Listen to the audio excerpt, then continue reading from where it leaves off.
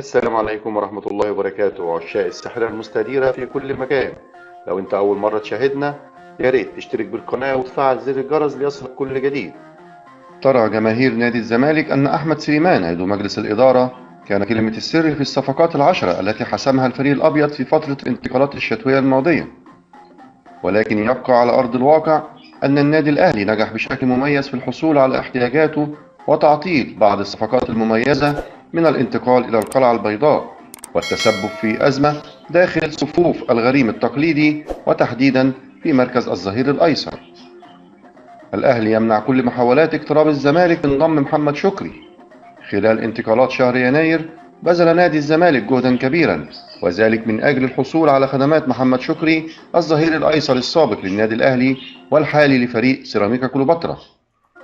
وتدخل النادي الأهلي بشكل مباشر في الصفقة من خلال التواصل مع محمد شكري وإبلاغه برغبة السويسري مارسيل كولر في عودته، في الوقت الذي أبلغ خلاله النادي الأهلي فريق سيراميكا خلال الأيام الماضية بخطوة تفعيل بند شراء اللاعب في نهاية الموسم بقيمة 7 ملايين جنيه، وهو ما يمثل ضربة موجعة لنادي الزمالك.